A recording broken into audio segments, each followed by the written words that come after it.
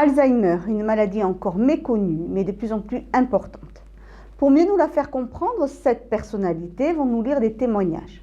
Cette semaine, pour commencer la série, nous allons écouter Julie Zenati.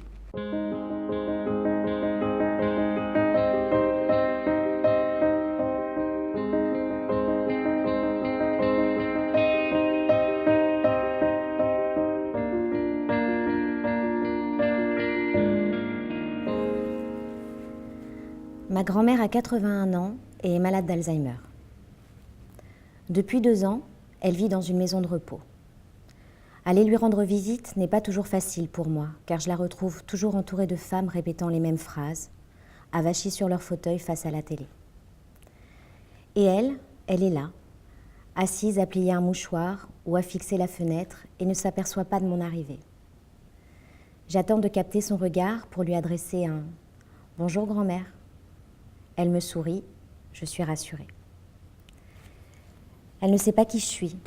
Sa fille, sa petite fille, une cousine, une camarade de classe. Ce qui est sûr, c'est qu'elle m'aime et qu'elle est contente de me voir. Ce sourire de bienvenue est mon préféré. Il m'assure qu'elle est en vie, toujours en relation affective avec nous. L'heure que nous passons ensemble se déroule lentement. C'est un moment hors du temps qui me permet de rentrer dans sa bulle, complètement coupée de mon quotidien. Ce qui importe, ce sont les paroles échangées, compréhensibles ou non, les regards, les sourires. Nous regardons des photos de famille, des extraits de feuilletons. Elle a toujours une remarque à faire, un détail à montrer. Au beau jour, elle fait un petit tour dans le jardin de la maison de repos et là commence une partie de « Tu me pousses, mais c'est moi qui guide ». Il ne faut pas croire que la maladie ait changé ma grand-mère. Elle reste une femme indépendante qui tient à diriger son fauteuil. Notre balade est aussi l'occasion de faire une pause goûter. Et là, pas question pour ma grand-mère de prendre seule le goûter apporté par l'auxiliaire de vie.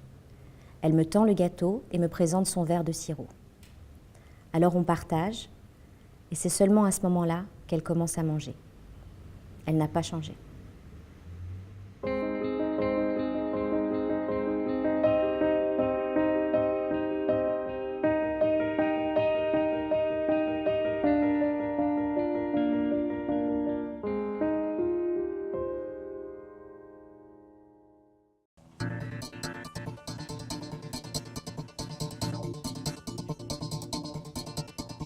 Une régate est une course de voilier qui se déroule sur un parcours délimité par des bouées. Dimanche 7 septembre, la régate se faisait en solitaire à Cabreton. C'est une régate qui plaît beaucoup, qui est intégrée dans notre challenge, dans le challenge du port de Cabreton. On a une dizaine de régates, dont la solitaire. Et jusqu'à Anglette, c'est toujours le même parcours qu'on fait d'année en année. C'est un parcours assez simple, on va à virer la bouée à Anglette et puis on revient.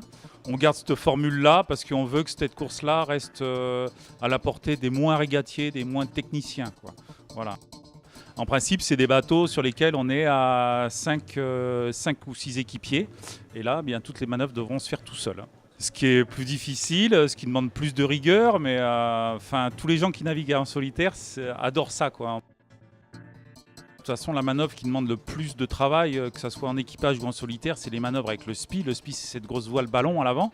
Quand les conditions sont un petit peu musclées, il faut aller vite parce qu'il y a beaucoup de puissance dans cette voile, pour vite revenir à la barre.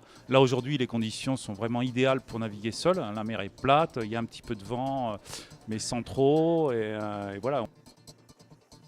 Alors, moi, ça fait 2 ans que je participe à cette course-là. Et avant, j'avais participé déjà plus petit quand j'avais 18 ans avec mon père et son bateau. En équipier, c'est vrai, c'est bien. Et en solitaire, c'est autre chose. On se mesure tous à égalité, quoi. Une course en solitaire ouverte à tous les régatiers aquitains, mais qui compte aussi pour un challenge spécifique à Cabreton. On organise aussi un challenge au sein de notre club à Cabreton qui compte 10 régates. Et en ce moment, les deux premiers bateaux sont juste à quelques points l'un de l'autre. Donc aujourd'hui, il va y avoir une vraie compétition. Il y a un bateau, celui qui est en tête, s'il remporte aujourd'hui, il a quasiment gagné le challenge. La régate va compter en nombre de points pour le challenge de Cabreton. 10 bateaux s'affrontaient pour cette course, choisissant des tactiques différentes pour être le plus rapide. Mais tous les voiliers ne sont pas identiques et donc n'ont pas la même vitesse. Jusqu'à la bouée à Bayonne, j'étais 4e derrière les régatiers là. Puis après au près ça se passe un petit peu moins bien parce que le bateau est moins bien taillé. Et puis c'est plus technique aussi. Voilà. Il y a des bateaux de régate, il y a des bateaux de croisière, donc il y en a qui sont plus rapides que d'autres, qui sont plus toilés, donc chacun a un handicap. Les habitables sont plus pénalisés, donc du coup ils ont droit à plus de temps à compenser. Voilà. En symbiose avec les éléments, être régatier est une passion contagieuse.